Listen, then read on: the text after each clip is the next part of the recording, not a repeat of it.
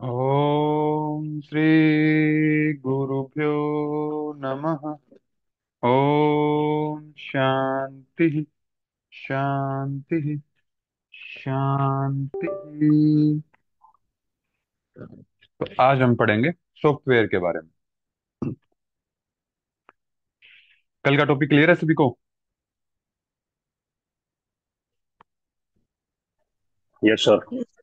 ठीक है जी। तो आज सॉफ्टवेयर के बारे में पढ़ेंगे। इसकी पहली कैटेगरी है इसमें फ्रीवेयर। फ्रीवेयर का क्या मतलब है कि जो लाइफ टाइम के लिए जो सॉफ्टवेयर फ्री होते हैं, कि कुछ एप्लीकेशन आप फोन में भी डाउनलोड किए होंगे आपने, कि जो पूरी लाइफ टाइम आपके फ्री चलती हैं, फ्री काम देती हैं, कि जैसे गूगल क्रोम डाउनलोड कर रखा होगा आपने। ठीक है।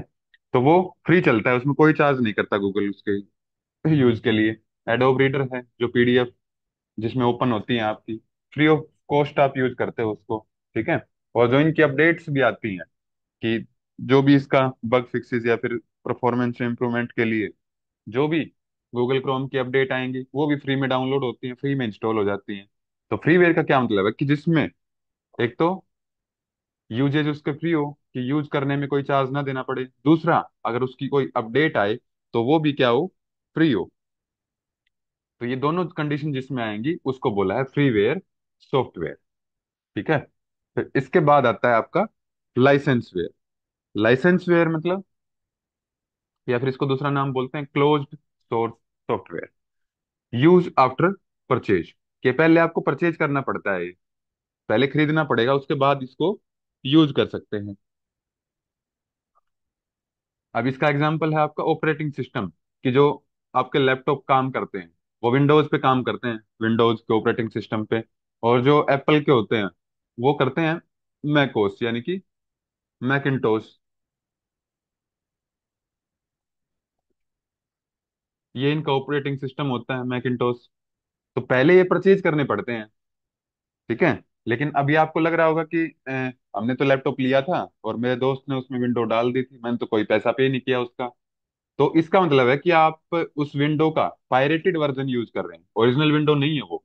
ठीक है। मतलब वो चोरी की हुई विंडो है, ओरिजिनल विंडो वो नहीं है। अगर ओरिजिनल विंडो आप यूज करेंगे तो उसके लिए पैसा पे करना पड़ता है, तो उसके बाद उसको यूज कर सकते हैं। ठीक है। और इसी को बोला है क्लोज्ड सोर्स सॉफ्टवेयर।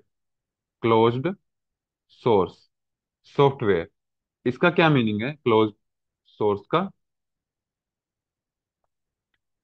इसका मतलब है सॉफ्ट जो सोर्स कोड होगा इस सॉफ्टवेयर का is not available in public domain. यानी कि जैसे विंडोज है, मैक ओएस है, इनको पब्लिक डोमेन में अवेलेबल नहीं है। कि मतलब हम अपनी मर्जी से, जैसा विंडोज ने उसमें जैसा ऑपरेटिंग सिस्टम डाल रखा है वही आपको यूज करना पड़ेगा, आप उसमें कुछ भी अपनी तरफ से चेंज नहीं कर सकते। ठीक है। तो उनको बोला जाता है closed source software. Source code is not available in public domain. ठीक है, कि आम जनता के लिए उपलब्ध नहीं है वो। तो सोर्स कोड एप्पल, इसका सोर्स कोड किसके पास होते हैं फिर? किसके पास होंगे सॉफ्टवेयर, इसके सॉफ्टवेयर के जो क्लोज्ड सोर्स होंगे? जो इनको बनाने वाले हैं। कंपनी के होगा। हाँ। ठीक है। कि जो इनको बनाने वाले हैं उसके पास इसका सोर्स कोड होगा, और जिसके पास किसी भी सॉफ्टवेयर का सोर्स कोड होता है वो उसमें चेंजेस कर सकता है। ठीक है। फिर इसके बाद तीसरा आता है आपका शेयरवेयर, या फिर जिसको दूसरा नाम बोलते हैं नैगवेयर। शेयरवेयर का क्या मतलब है कि फ्री फॉर सम टाइम, कि कुछ ट्रायल पीरियड होता है इसमें। कि जैसे आजकल ये हॉटस्टार इसमें भी आते हैं कि 30 दिन का आप ट्रायल लो, 30 दिन के लिए आपका फ्री है। ठीक है। और 30 दिन के बाद आपको इतना अमाउंट पे करना है। ठीक है। या फिर कुछ भी ऑफर आ जाता है कि 1 रुपए में, उसके बाद आपको 1 महीने तक 1 रुपया इसमें पे करना पड़ेगा, फिर आपको 149 या फिर 150 जो भी है इसका चार्ज मंथली वो पे करना पड़ता है। तो उसको बोलते हैं शेयर वेयर। कि पहले तो वो फ्री होंगे कुछ दिन के लिए। ठीक है।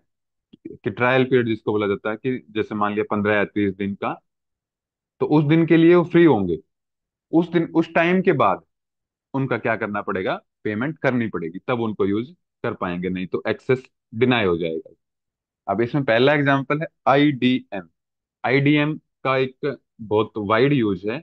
इसका मतलब है, फुल फॉर्म है इसकी, इंटरनेट डाउनलोड मैनेजर। ठीक है। और दूसरा है एंटीवायरस। एंटीवायरस की, अगर लैपटॉप यूज करते होंगे तो उसमें पता है आपको कि कुछ टाइम के लिए वो फ्री देते हैं, कि फ्री में एंटीवायरस की प्रोटेक्शन देंगे 30 दिन के लिए, 60 दिन के लिए। फिर इसके बाद आपको इतना पे करना पड़ेगा, उसके बाद इसको यूज कर सकते हैं। ठीक है। तो इसी का दूसरा नाम बोला है नैगवेयर।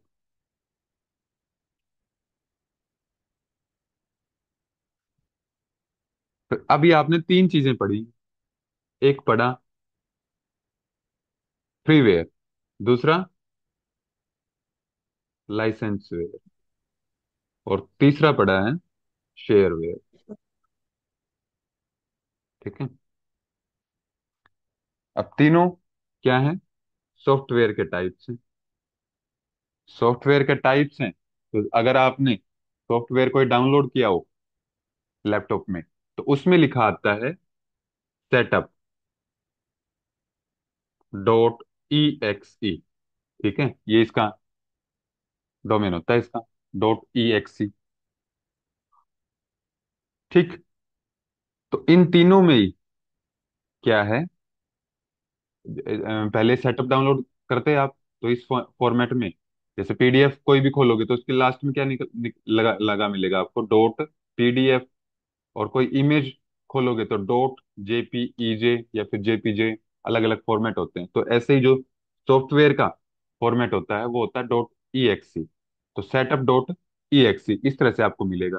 फिर जब इस पर क्लिक करते हो तो क्या ऑप्शन आता है उसके बाद, इंस्टॉल।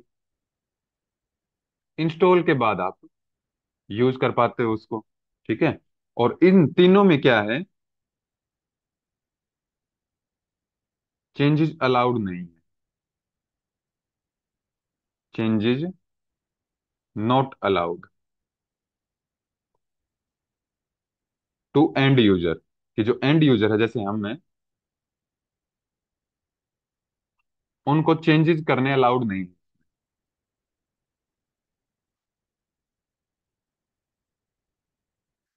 And users. क्यों? बिकॉज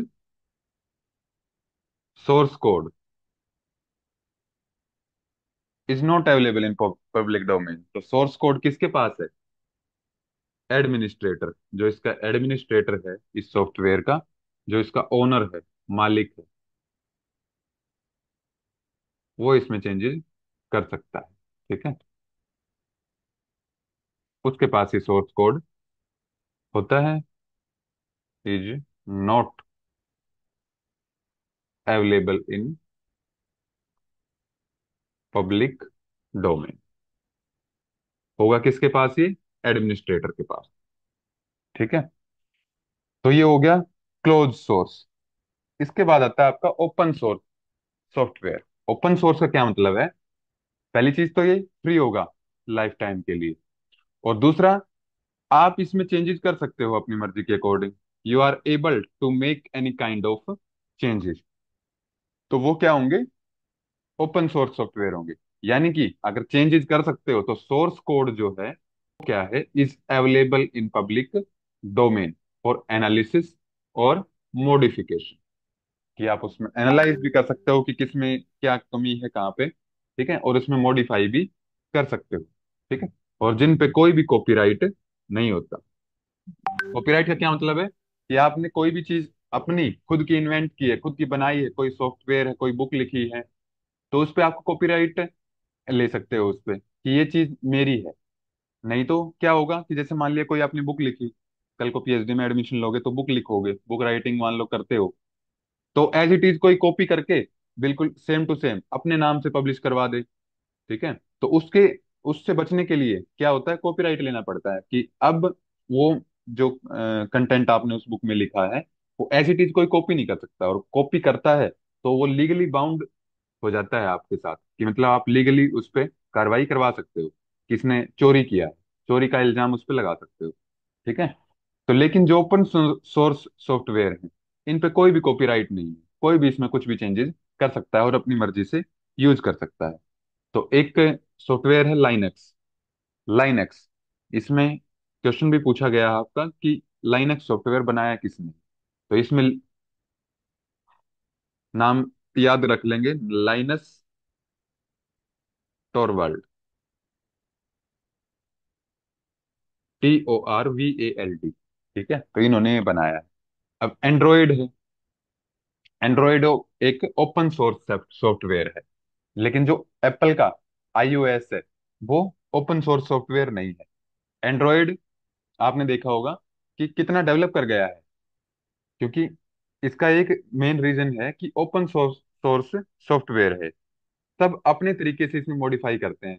अभी जैसे मान लिया आपने फोन लिए होंगे, देखा होगा कि ओप्पो का है ना, वीवो के हैं, MI के हैं, वन प्लस के हैं, सैमसंग है। जैसे इनको ओपन करते हो आप, अब मान लो इनमें एंड्रॉयड फोन है सारे के सारे, और भी बहुत सारी कंपनियां हैं, लेकिन जैसे ही ओपन करोगे इसमें, तो जैसे कॉल आती है तो किसी में साइड में उठता है, किसी में ऊपर करना पड़ता है, किसी में नीचे करना पड़ता है, लेकिन है सारे एंड्रॉयड सिस्टम। तो गूगल ने क्या कर रखा है, इनको परमिशन दे रखी है कंपनियों को कि ये अपने अकॉर्डिंग थोड़ा सा मॉडिफाई उसको कर सकते हैं। ओपन सोर्स छोड़ रखा है इसको, एंड्रॉयड को। तो इसीलिए इनका जो इंटरफेस है वो थोड़ा बहुत चेंज मिलता है। किसी में जो फंक्शन है वो किसी तरह मिलेंगे, किसी में किसी तरह मिलेंगे, लेकिन है सारे के सारे एंड्रॉयड। ठीक। विकिपीडिया है।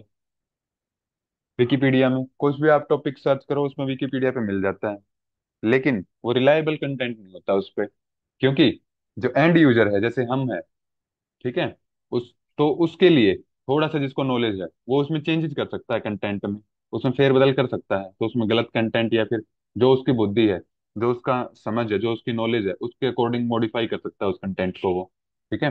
तो ये सारे किसके एग्जाम्पल आ जाएंगे, ओपन सोर्स सॉफ्टवेयर के। ठीक है। और गूगल क्रोम है, जैसे गूगल क्रोम ओपन सोर्स नहीं है, ठीक है, लेकिन मोजिला फायरफॉक्स जो है इसमें एक और लिख लेंगे, मोजिला फायरफॉक्स, तो वो ओपन सोर्स सॉफ्टवेयर है। गूगल क्रोम नहीं है, गूगल क्रोम में आप चेंजेस नहीं कर सकते। ठीक है। उसका सोर्स कोड पब्लिक डोमेन में अवेलेबल नहीं है। क्लियर है यहाँ तक? Yes sir. ठीक है जी। इसके बाद आता है tailor made software. Tailor made software का क्या मतलब है, कि जैसे अभी जिस जो एप्लीकेशन आप यूज कर रहे हो क्रांति कुंज गुरुकुल की, ठीक है, उसमें क्या है कि हमने अपनी रिक्वायरमेंट दी कि हमें ऐसा ऐसा इंटरफेस, ये ऑप्शन यहाँ पे चाहिए उसमें, ठीक है, जो PYQ का ऑप्शन है वो नीचे चाहिए, जो लाइव क्लासेस का है वो ऊपर चाहिए, जो कोर्सेज का है वो साइड में चाहिए। ठीक है, यानी कि हमने उनको क्या दी, अपनी रिक्वायरमेंट एक पेज पे लिख के दी कि ये होना चाहिए। उन्होंने क्या किया, हमारी कस्टमाइज्ड, कि जो मतलब जैसे हमें चाहिए वैसे हमें वेबसाइट बना के दे दी। ठीक है। तो यानी कि अब जैसे मान लो आप में से दो तीन स्टूडेंट आ जाएं, किसी के पास चले जाएं जो इसको वेबसाइट और सॉफ्टवेयर डिजाइन करता है, तो सब अपनी अलग अलग रिक्वायरमेंट दें कि हमें ये चीज चाहिए है अपनी एप्लीकेशन में या वेबसाइट में, और इस जगह पे चाहिए। तो आप सारी उसको अपनी डिटेल लिख के दे दो, वो आपकी अलग अलग पसंद के अनुसार आपकी वेबसाइट और सॉफ्टवेयर बना दे। तो उनको क्या बोला गया है, टेलर मेड सॉफ्टवेयर। यानी कि पहले तो क्या करेंगे वो, कलेक्ट यूजर रिक्वायरमेंट। ठीक है, पहले तो जो यूजर है जिसने वो यूज करना है उसके रिक्वायरमेंट को कलेक्ट करते हैं। ठीक है। Then development start.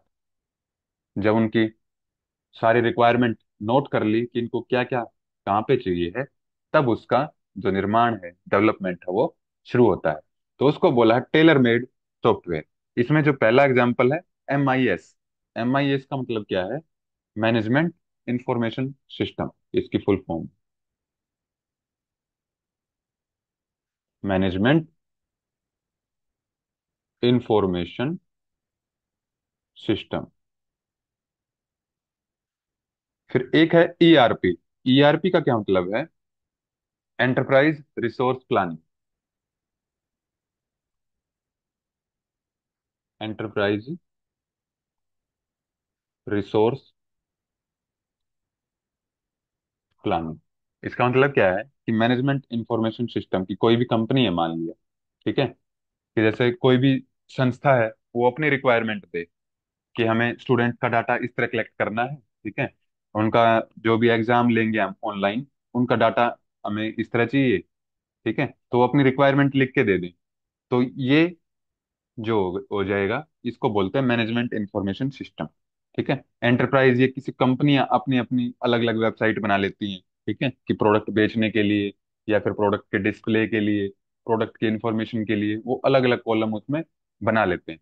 तो ये कंपनियों से related related enterprise resource planning, तो ये दो इसमें आ जाएंगे आपके। ठीक है, इसके बाद आता है प्रीमियम। प्रीमियम मतलब दो शब्दों से मिलकर बना है, फ्रीवेयर भी है इसमें और प्रीमियम भी है। कि कुछ एप्लीकेशन आपने देखी होंगी कि कुछ, जैसे एक पहला ऑप्शन इसमें एडोब फोटोशॉप का, और दूसरा एक अगर देखा हो तो कैनवा। कैनवा बहुत अच्छा ट्रू एग्जांपल है। कॉलर भी है सर। ट्रू कॉलर भी है, ठीक है, बहुत बड़े पड़े हैं इस तरह के कि जो ऑप्शन मतलब सिंपल होंगे, ठीक है, तो वो होंगे फ्री फॉर लाइफ टाइम, कि फ्री में आप जितना यूज करना चाहो उसको कर सकते हो। लेकिन थोड़ा सा अगर आपने एडवांस फीचर चाहिए उसमें, तो उसके लिए क्या करना पड़ेगा, पे करना पड़ेगा। ठीक है, तो जैसे कैनवा में है, बहुत सारे टेम्पलेट हैं इसमें।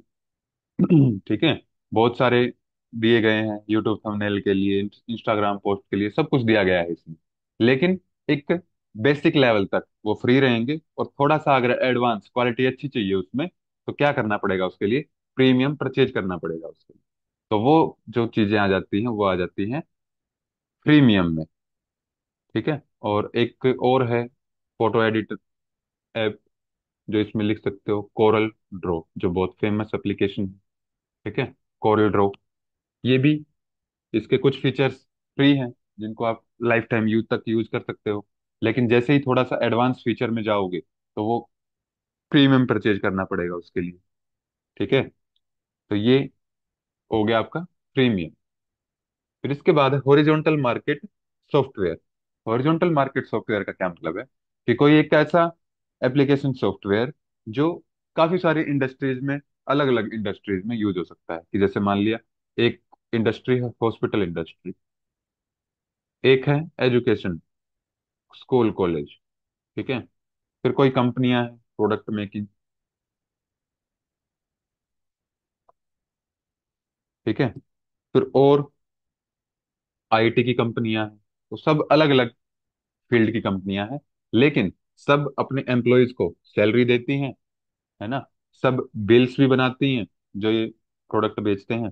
ठीक है, एजुकेशन में फीस देंगे तो पर्ची कटती है, ठीक है, आजकल ऑनलाइन आती है कि आपने इस महीने की फीस पे कर दी है। हॉस्पिटल में जैसे ही जाओगे रजिस्ट्रेशन करवाना पड़ता है, फीस पे करनी पड़ती है, कोई प्रोडक्ट लोगे उसकी आपको बिल मिलता है।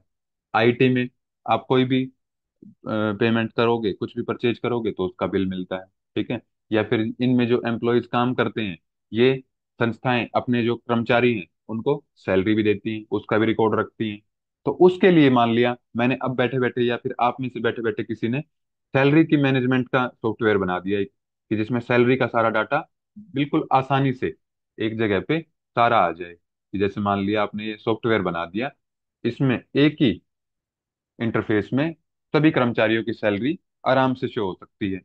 तो वो अब इस इंडस्ट्री के भी काम का है, इस इंडस्ट्री के भी, मतलब जितनी भी इंडस्ट्रियां हैं, पूरी एक वाइड नेटवर्क में जितनी भी इंडस्ट्रीज, सबके काम की चीज वो बना दी है आपने। तो सारे इंडस्ट्रीज में वो काम होगी। ठीक है, तो एमएस ऑफिस है इसका बेस्ट एग्जांपल। एमएस ऑफिस आज तक मतलब जितने भी कंपनियां हैं सब में यूज होता है, कोई भी इससे बची नहीं है। ठीक है, एमएस एक्सेल है, एमएस वर्ड है, किसी न किसी फॉर्म में एमएस ऑफिस की जरूरत पड़ती ही है सबको। तो ये सब मतलब वाइड, कि अलग अलग कंपनियों में, अलग अलग तरह की कंपनियों में जो सॉफ्टवेयर यूज हो, सेम सॉफ्टवेयर, उसको बोला है हॉरिजॉन्टल मार्केट सॉफ्टवेयर। ठीक है, क्लियर है। Yes sir. Yes yes sir. Sir. ठीक है, फिर इसके बाद आपका लास्ट आता है vertical market software. Vertical market software का क्या मतलब है, कि हॉरिजॉन्टल आपको पता है कि हॉरिजॉन्टल एक्सिस ऐसे होती है, वर्टिकल ऐसे होती है। अब एक ही, ये अलग अलग कंपनियां थी, लेकिन एक ही लाइन पे, एक ही सॉफ्टवेयर की लाइन पे चल रही हैं ये, तो हॉरिजॉन्टल मार्केट सॉफ्टवेयर हो गया। लेकिन अब एक ही सॉफ्टवेयर है और ऊपर इसके क्या है, कंपनियां एक ही लेवल की हैं, यानी कि किसी एक स्पेसिफिक कंपनी में ही वो सॉफ्टवेयर यूज हो। कि जैसे मान लिया मैं बात करूं हॉस्पिटल इंडस्ट्री की, तो वो हॉस्पिटल के काम ही आए बस वो, कि जैसे पेशेंट शेड्यूलिंग सॉफ्टवेयर, कि पेशेंट का शेड्यूल बनाना। कि जैसे मान लिया अब आजकल ऑनलाइन अपॉइंटमेंट बुक करते हैं, तो उनका एक प्रॉपर शेड्यूल बनाना कि आपकी अपॉइंटमेंट कितने बजे है, उसकी कितने बजे है, ठीक है। तो वो बस हॉस्पिटल में ही यूज हो सकता है वो सॉफ्टवेयर, और कहीं भी यूज नहीं हो सकता। ओला है जो कैब बुक करती हैं, उबर है कैब जो बुक करते हैं। अब ये किसी भी देश में या फिर किसी भी नए शहर में जाएं, अभी नहीं है, वहां चले जाएं, तो ऐसा तो है नहीं कि वहां जाके पानी पूरी बेचने लग जाएंगे ओला वाले, करेंगे वहां भी वो कैब बुक, ठीक है। तो एक ही इंडस्ट्री में जब वो स्पेसिफिक इंडस्ट्री में अपना काम बढ़ाते हैं या फिर जिसमें वो काम आता है सॉफ्टवेयर, तो उसको बोलते हैं वर्टिकल मार्केट सॉफ्टवेयर। अमेजोन है, ठीक है, बाहर की कंपनी है, लेकिन करती क्या है, सामान ही बेचती है बस, ठीक है। किसी भी देश में चले जाएं तो क्या करेंगे, सामान ही बेचेंगे अपना। अब रेस्टोरेंट मैनेजमेंट सॉफ्टवेयर है, ऑर्डर बुक के भी इसमें ऑप्शन आते हैं सॉफ्टवेयर, ठीक है। तो अब बस ये रेस्टोरेंट में यूज हो सकते हैं, तो किसी एक स्पेसिफिक किसी कंपनी में अगर यूज होते हैं तो उसको बोला जाता है वर्टिकल मार्केट सॉफ्टवेयर। क्लियर है इतना? जी सर। सर। जी सर। ठीक, ठीक है। अब ये आपका कंप्लीट हो गया है, ठीक है। एक कल वाले टॉपिक से आप में से डाउट पूछा नहीं है किसी ने। पहली चीज तो सबसे BIT। छोटा था बिट, बेट। ठीक है। इस पे दो तीन क्वेश्चन बनते हैं तो ध्यान से करेंगे इसको। फिर उसके बाद क्या था, निबल। निबल। इसके बाद बाइट। हाँ, बोलते जाएंगे आगे से आगे। Byte, kilobyte, K B, byte, kilobyte, KB, MB, megabyte, M B, megabyte, gigabyte, gigabyte, हाँ जी, टेराबाइट, टी बी, सब petabyte, petabyte, then petabyte, exabyte, E B, exabyte, zettabyte, zettabyte, Z B, yottabyte, yottabyte, Y B, and brontobyte, bronto, और last में byte, है जियो जियो। Bite, ठीक है। अब जो आपका क्वेश्चन बनता है इसमें, वो बनता है आपका, KVMBGB TVPBKV। वो किस में बनता है आपका क्वेश्चन, कि जैसे पूछ लेते हैं कि एक जीबी में कितने बाइट होते हैं? ये जीबी, ये वाला जीबी, कितने बाइट होंगे, तो कितने होंगे बाइट। एक चीज इसमें ध्यान रखेंगे कि जब एक में इनमें डिफरेंस होता है 1024 का, ठीक है। यानी कि अगर मैं बात करूं एक जीबी में, यानी कि एक क्या है ये, गीगाबाइट, गीगाबाइट में कितने मेगाबाइट होंगे, तो 1024 मेगाबाइट होंगे। एक मेगाबाइट में कितने किलोबाइट होंगे, 1024 1024 के। किलोबाइट होंगे, ठीक है। और एक किलोबाइट में कितने बाइट होंगे, तो 1024। मैथमेटिकल रीजनिंग में थोड़ा सा बताओ कि टू की पावर कितना लिखते हैं इसको, 10, 10, ठीक है। तो टू की पावर 10, टू की पावर 10, एक टू की टू पावर रेज़ 10 ये हो गया, एक टू की पावर 10, एक टू की पावर 10। तो 1 GB इज इक्वल टू क्या आ जाएगा, टू की पावर कितनी, 30 30। 30, टू की power byte. 30 by multiply by 1024, multiply by ये कितना है, तो इसको आप लिख सकते हो 10 की पावर 9, 10 की पावर 9 बाइट, बाइट। ठीक है। या फिर इसका मिलता है आपको 1 बिलियन बाइट, ठीक है। तो एक छोटा सा इसमें देख लेंगे, तो इसको याद रखेंगे कि 2 की पावर 30 या फिर 10 की पावर 9 बाइट या फिर 1 बिलियन बाइट। क्लियर है? अगर इसमें इस टाइप का क्वेश्चन आता है तो यही आएगा, इसके अलावा क्वेश्चन नहीं आएगा। ठीक है, कहीं इनका भी निकालने लग जाओ कि जीटाबाइट में कितने एक्साबाइट होते हैं, एग्जाम में कितने पेटाबाइट होंगे, ये नहीं पूछता। पूछेगा तो यही पूछेगा, नहीं तो नहीं पूछेगा ये क्वेश्चन। ठीक है, कोई डाउट है तो बताइए, फिर कल हम करेंगे कंप्यूटर की जनरेशन।